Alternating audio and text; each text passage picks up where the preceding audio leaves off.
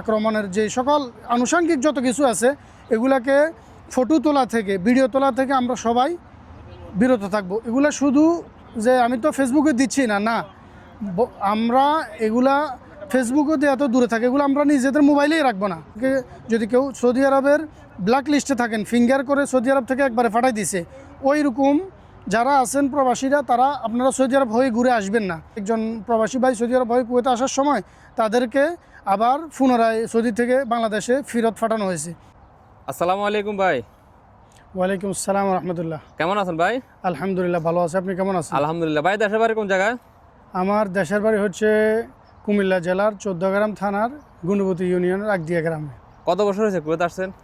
আমার কুয়েতে হয়ে গেছে প্রায় 10 বছর। মাশাআল্লাহ। যেহেতু আপনি কুয়েত 10 বছর, আপনার মোটামুটি ভালো একটা অভিজ্ঞতা আছে।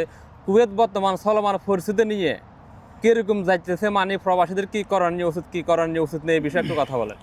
কুয়েতে বর্তমান পরিস্থিতি, কুয়েত সহ আরব গালফ সবগুলাতেই যে একটা চলমান এই অস্থিরতা যাইতেছে বা যুদ্ধ পরিস্থিতি যাইতেছে, এটা আমরা সবাই অবগত আছি। তবে এই পরিস্থিতিতে কুয়েত প্রবাসীদের সহ সকল প্রবাসীদের কিছু সতর্ক থাকার প্রয়োজন। যেমন এই বিভিন্ন স্থানে এখন যুদ্ধের কারণে হামলা হচ্ছে, বা এই গুরুত্বপূর্ণ যে সকল স্থান আছে, আমরা কি করি, এই কোথাও কোনো একটু সাইলেন্টের আওয়াজ শুনলে, কোথাও কোনো হামলা হলে, অথবা ওই জায়গাগুলোর কোথাও একটা ধোঁয়া উঠলে ওই জায়গাগুলো আমরা ভিডিও করি, ফেসবুকে দিই, অথবা ছবি তুলি ফেসবুকে দিই।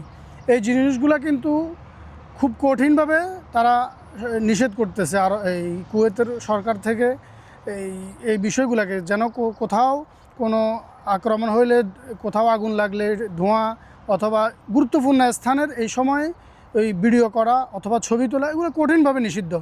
এবং এরকমও হয়েছে যে আমাদের বাংলাদেশি এই যুদ্ধের বিষয় নিয়ে ভিডিও করে ফেসবুকে দিছে, টিকটকে দিছে, এটার কারণে তারা এই তাদের যে মানে আছে, তো তারা এই দেশের সরকার তাকে ধরে দেশে পাঠিয়ে দিছে একবারে।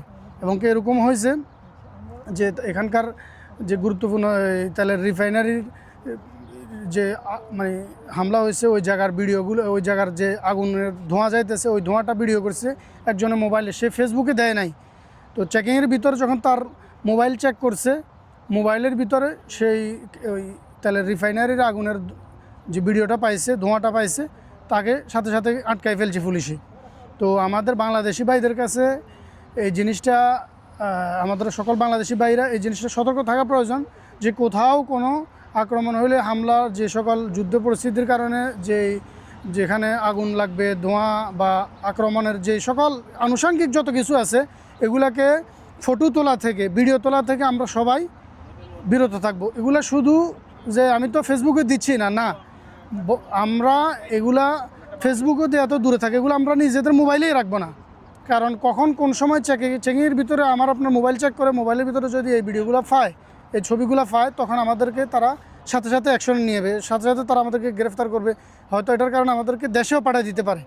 তো এই জন্য আমার সকল বাংলাদেশি ভাইয়েরা এই জিনিসটা সতর্ক থাকবে। আর যুদ্ধের কারণে যে পরিস্থিতি চলতেছে এখন, কিন্তু কেউ ওই যারা দেশে আছে, অনেক ভাইয়ের যারা ক্লিন শরিকাতে আছে, হয়তো দেখা যাচ্ছে যে তাদেরকে দেশে আসার জন্য, এই দেশের থেকে কুয়েতে আসার জন্য যে এই আকামার মেয়াদ অনেকের কম আছে, তাদের ক্লিন শরিকাও দেখা যাচ্ছে তাদের আকামার মেয়াদ এই অনেকগুলো বাড়াইতেছে না, অনেকে বাড়াইতেছে। কিন্তু তারা প্রত্যেকে চেষ্টা করবেন যে কোম্পানির সাথে যোগাযোগ করে আপনাদের আকামাটা নবায়ন করার জন্য।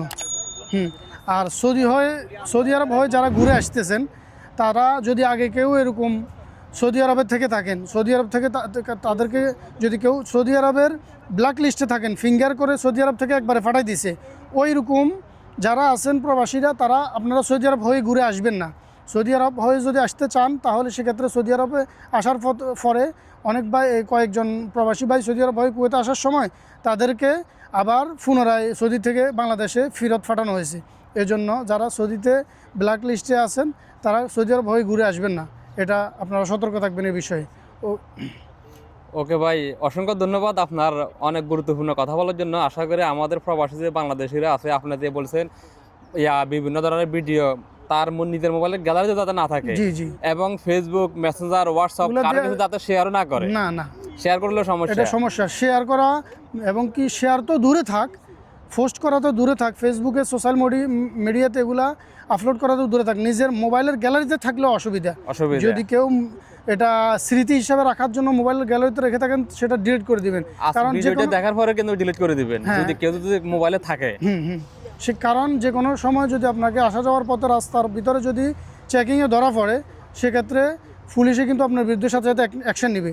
আপনাকে এরকম মামলা দিবে যে তুমি এই আমাদের শত্রুপক্ষকে সহযোগিতা করতেছ, ফটোগুলো দিয়ে, ভিডিওগুলো দিয়ে তুমি আমাদের শত্রুপক্ষকে সহযোগিতা করতেছো। আরেকটা কথা বলে নিই, আমি আমার ডিউটির ক্ষেত্রে এই যারা কুয়েতের ন্যাশনাল গার্ড আছে, যারা এই ন্যাশনাল গার্ডদেরকে আমি এই গাড়িতে করে নিয়ে যাই, তো আমাকে একজন ন্যাশনাল গার্ডের লোকে বললো যে তুমি তোমার বন্ধুবান্ধব যারা আছে তাদেরকে বলবা যে এটা বুঝাইবা যে আমরা যে একটা ছবি তুলতেছি, এটা আমাদের কাছে একটা ছবি, আমাদের কাছে এটা সাধারণ একটা ভিডিও, কিন্তু আমাদের শত্রুপক্ষের কাছে এটা হচ্ছে একটা তথ্য।